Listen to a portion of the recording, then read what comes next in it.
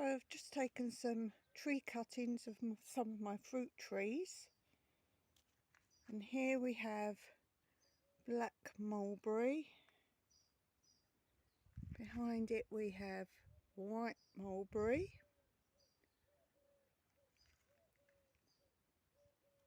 Here we have early peach, and I've also put some of those into just a pot of water.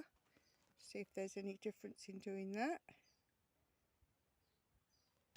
Here we have nectarine. I didn't have very much to cut off really because I don't want to spoil the tree, so some of these might not take. Then here we have yellow plum, and again with the yellow plum I've also put some in a cup. I've done some more yellow plum behind because that one I did have quite a few, so that should happen.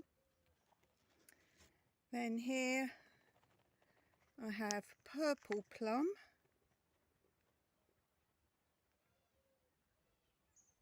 and then I have lots of apricot cuttings, and if you could see, I chopped off all the big leaves out of the cuttings, and I've realised a lot of them actually had apricots hiding behind, so I put some in a cup as well.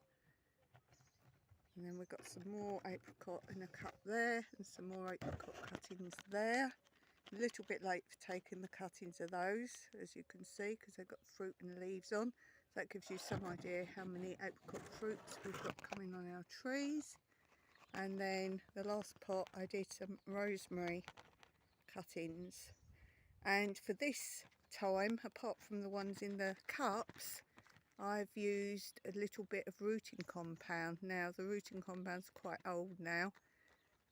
I don't know how viable it is, but we'll see. I'm hoping the rosemary will grow, and I would think the plum ones should grow. So they're the ones I'm thinking will grow. I bet it'd be nice if this early peach grew as well. And of course the mulberries. So all of them really, but as I say, this one, the nectarine, there just wasn't really anything much I could cut off of that without changing the shape of the tree. But we'll see. When I did my tree cuttings, I've tried to do some more rock rose cuttings, so I will see how they go. They did go well last year until we had no water, and then obviously I had to save our food rather than other plants and cuttings. So hopefully they will take, because I'd love to have these in other areas. We've got two massive bushes of them down in the Lower Olive Grove, but we'd love to have some elsewhere as well. So I've tried some cuttings of those, and they're on the patio where I've got the herbs, the marigolds. Got a few tubs of those. My really huge giant basil leaves. These are huge basil plants. More marigolds. I've got lettuce there. I do need to transplant him. Might take that down. We'll go and do the sweet corn. Two lots of rosemary here. Got to weed that. That's chives, but also there's grass in there needs to come out. More basil. More basil. Parsley. More basil. That needs weeding. More chives there. My beautiful lavender. I forget what this one is. Deal in here. I keep it covered because I've got to make some netting for that, because that does get bugs otherwise. But that's full of deal.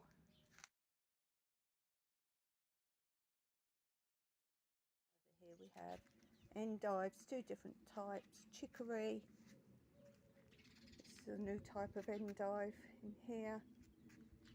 And the last of these peppers, which will eventually be planted out in a bed. And there's some more of them over here. These are just reseeded small peppers, and I think that one is jalapeno, which is why it's separate. As you can see in the nursery area, it's pretty empty now. All the tomatoes pretty much, and most of the peppers have now been transplanted into different beds. There's a few peppers there that will be the next round to plant out.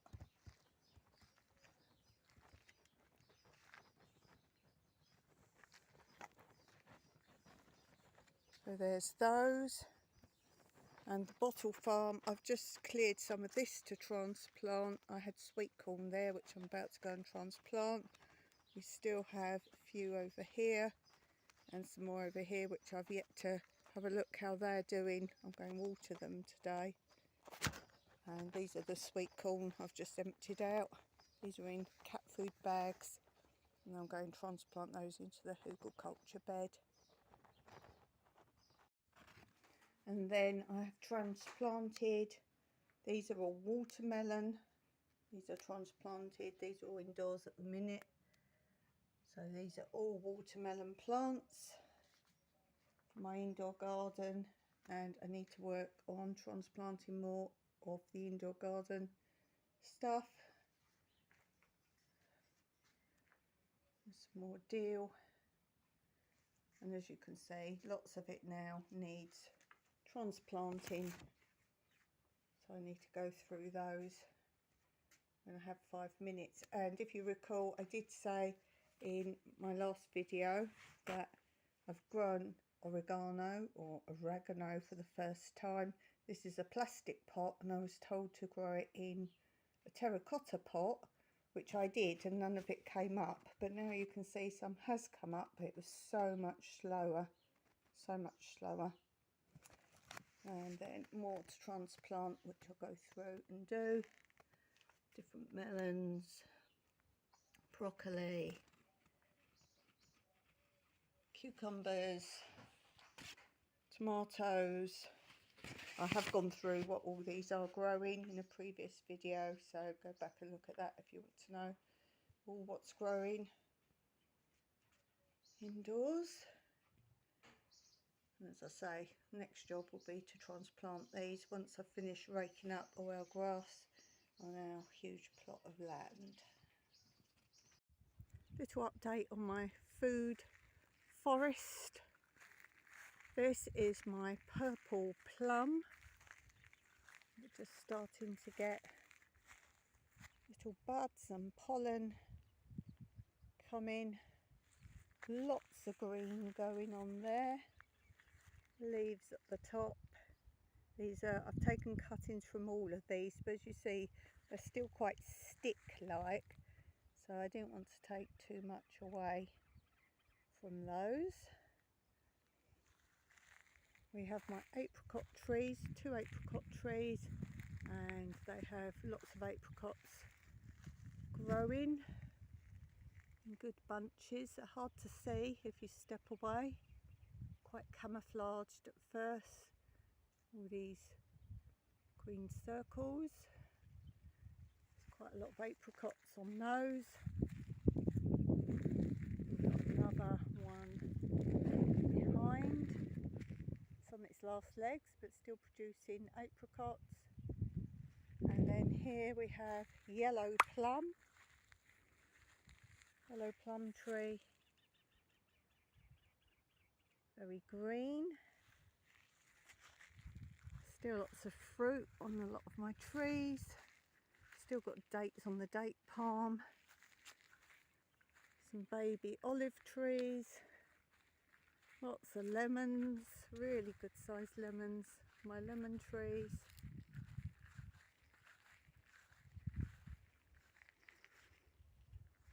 Absolutely full of lemons. This is the late peach, so that won't have blossomed yet. This is the early peach, which is doing really well. That's the green there. Still nothing happening yet, but I think this is a late developer of my tree here, where the fruit only grows on the main stem. We don't have outer branches.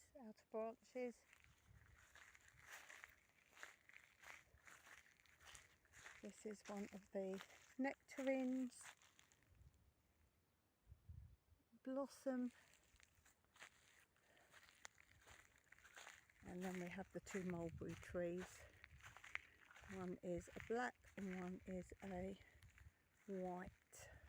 And they have little baby mulberries already growing, both trees. Lots of mulberries. Just need to stop the ants getting there. If you've got a good method of stopping ants growing up your fruit trees, do let me know. I've tried the silver foil around the bottom, I've tried sticky tape around the bottom.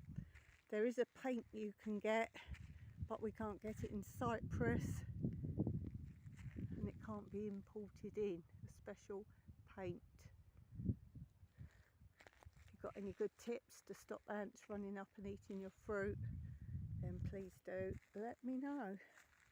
That's a brief update.